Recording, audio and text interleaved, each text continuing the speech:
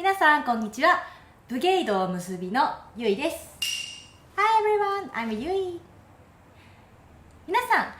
私が前回アップしたショートムービー女剣士道場破りご覧いただけましたでしょうか。今回はですね、その撮影の裏側を公開したいと思っています。結びの映像作品はですね、今までのところ全て完全に手作りで、スタッフが一人もいないっていうね人手も予算もかけられないっていう制約があるからこそ、いろいろな工夫があります。そんなお話をいろいろしようかなと思っています。どうやって撮っているのというふうに聞かれるんですけれども、スマホで撮っています。iPhone です。私の iPhone とで結びの師範、八代師範も iPhone 使ってるので2台で撮影しています。カメラマンいないんですよ。なので自分が映るシーンでは八代師範がカメラを構えて、で私が映らないシーンだと今度は私がカメラを持ってカメラマンになって、で私も八代師範も両方が映るシーンだと申し訳ないんですけれども、他の役者さんにちょっとこの角度で押してもらえますかっていう風にお願いしたり、その場にいる全員が映らなければならないシーンだともう据え置きですよね。三脚に設置して据え置きして、2台角度を変えておいたりしてというような撮り方をしています。正直こういう撮り方はおすすめはしない。大変だもん。撮影って演技してるところを映せばいいというだけではないじゃないですか。でアングルが決まっていて、でそこの立ち位置があって、で照明の当たり方とか髪が変じゃないかとかこういろんな要素が噛み合ってそのワンシーンを撮っているのであって、それを自分が今から映りますっていう時に自分でカメラのオンオフを押しに往復したりとか、照明の角度ちょっと変えるためにこう立ち位置ずれたりとか、本当はちょっとね効率が悪いなと思うんですね。やってやれないことはないと。で撮影当日になる前ももちろんねいろんな準備があって、もちろん脚本書くところから始まり、衣装、小道具大道具、ロケハンとかもろもろありますが、それらの作業はもうほぼほぼ八代師範が全て用意していますね。例えばリサイクルショップを除いて、今回の衣装に合いそうな着物の古着ないかなとか探したり、縫い物をして工夫をしたりとか、小道具とかも全部自分で作ってしまいますし、脚本を書く時からもうすでにどういう風に映っているのかっていう完成形がもう脳裏で見えているらしくって、なのでそれが実現できるようにもう全部準備をして私に提案してくださるんですね。で私が編集とかパソコン担当でやってます。ここからは映像を流しつつ解説を挟んでいきたいと思います。ちょいちょい早送りしつつざっと流していきましょう。はい、早速ですが今回は活動弁士付きサイレント映画というスタイルに挑戦しました。私はアフレコである程度区切りながら撮ってるので弁士風ですけれども、でもやってみていろいろ勉強になりました。一人で汗だくになりながら「いけそこだ!」とかなんか動きながら撮ってるみたいななんかそんな収録風景でした。活動弁士っていう職業は私海外にもあるのかなというイメージがねあったんですけれども、なかったみたいなんですね。日本独特の職業だったみたいです。日本にはもともと人形浄瑠璃の文化があったりだとかで、声の演じ手がいるっていうことが当たり前にあった文化だったんですね。でそこにサイレント映画が日本に導入されたので、自然と声の演じ手がつくようになって、職業として活動弁士っていうものが成立していった、そういう自然な過程があるみたいです。はい、続けて流していくと、この山の風景はね別に撮影用に撮ってたわけじゃない、全然プライベートで撮ってたんだけど合うから使おうということではい、でそのまま進んではい、このタイトルの字は八代師範が書いてます。で頼もうということでやってきましたが、ここは本当に結びの道場です。リアルに結びの道場っていうのは決して和風建築とか、なんか古民家風とかではなくて、全然現代建築なんですよ。部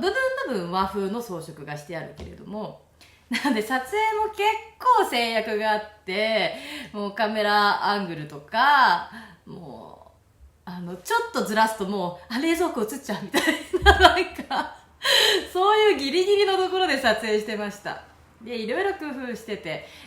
コンセントとか電気のスイッチとか、ああいうのはこうテープとか布を貼って隠したりしてて、であとこう洋風の本棚とかも映らないように前に襖を置いたりとかして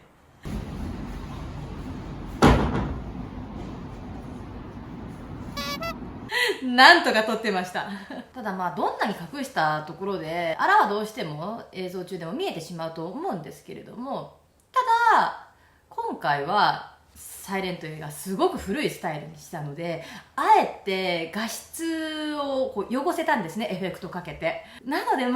成立できたかなというふうに思っています。立花七郎兵衛である。何よじゃ。八代師範がいきなりズラで登場するという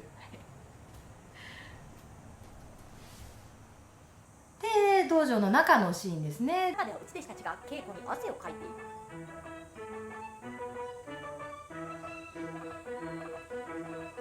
る。稽古をやめ。はっ、お前たちこれより客人と手合わせしてもらう。客人？ここのシーン、実際に役者さんたちはどんな感じで演じていたのかっていう映像を挟みますね。はい。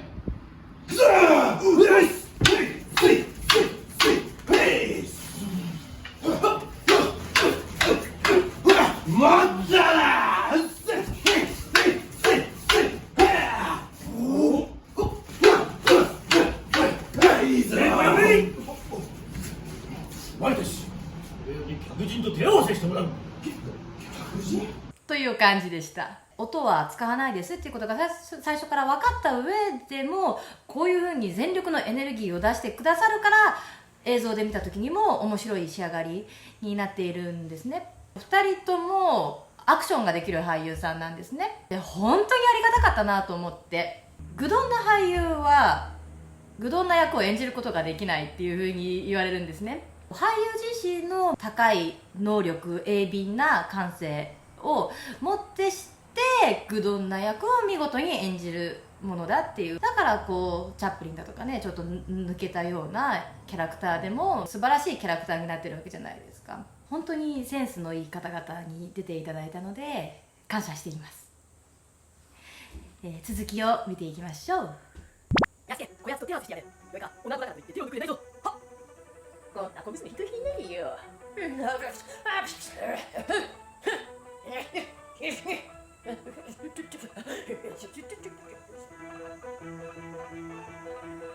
ここもねリアルではこんな感じで演じてます。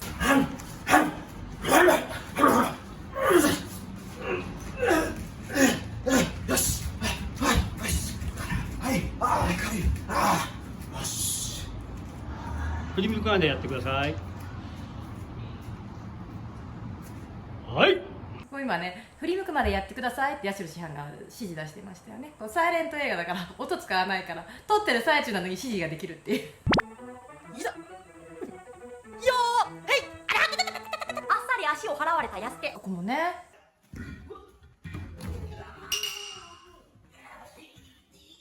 今のはまぐれだ。あ、た、私、今度は俺それがやりだ。いざ。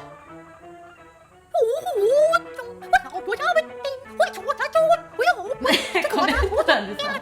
途中香港映画入ってますなっていうコメントがあってさ、ここでしょ、ほーとか言ってるところでしょ。さ、私の台本にもこれね、ちょっとすっごい殴り書きするんであんまりお見せできないんですけどでもね、このシーン私ね、ブルース・リーって書き込みしてるのここもリアルな撮影現場の様子を挟みますね。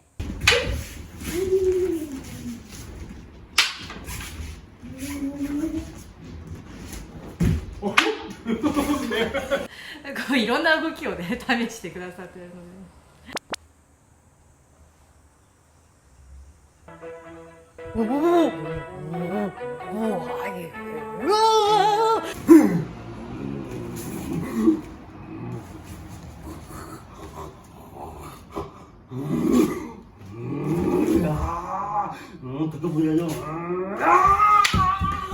手こぶりやるよっていうふうに私に指示出してるんですね。演技しながら私に指示出して、この次のシーンまで続けますよっていう指示を出してでそのまま演技続けるっていう、安家のシーン、貞吉のシーンで、七郎兵衛のシーンでどう区別つけようかなと思って書き込みしてるんですよ。最初の安家の時にはで中川家っているじゃないですか、お笑いの漫才コンビので、中川家のこれ YouTube で見れるんですけど、隣のおっさんっていうコントがあるんですよ。でそれでもう新幹線で隣に座ったおっさんがこうなんか「あー」みたいな「あー」みたいななんか「あー」っていうそういうその迷惑なおっさんっていうキャラクターを中川家の方が演じていらっしゃって、なんかああいうなんか変な声出したいなと思って隣のおっさんって書いてますで貞吉がブルース・リーでしょ。で七郎兵衛は柳沢慎吾のモノマネで勝新太郎のお兄さんを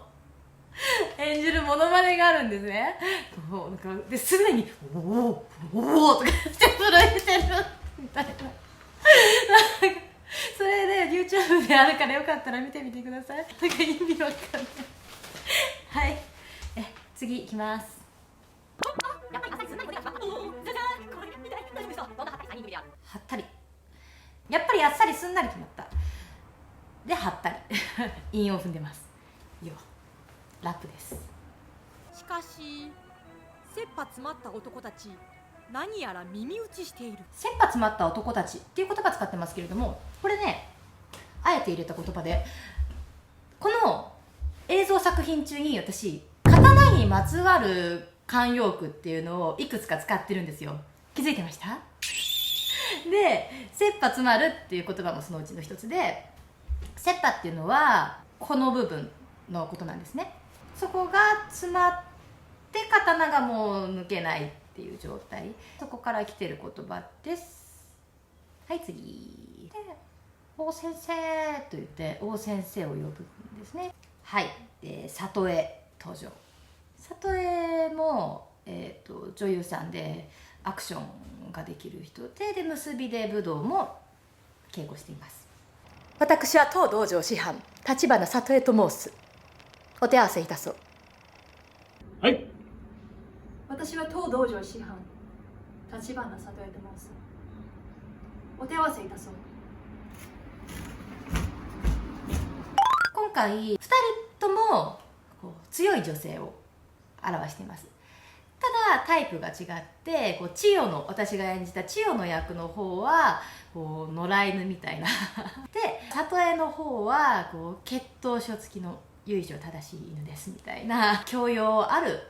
武家の女性というようなイメージでこう演じていただきました。い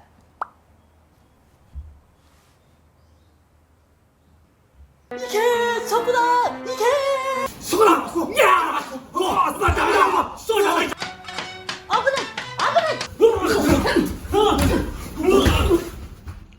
火花を散らす激戦が続く。火花を散らすっていうのも刀由来の言葉です。しのぎを削る戦い、果たしてどちらが勝つのか。はい、しのぎを削るっていうのも刀のしのぎですね。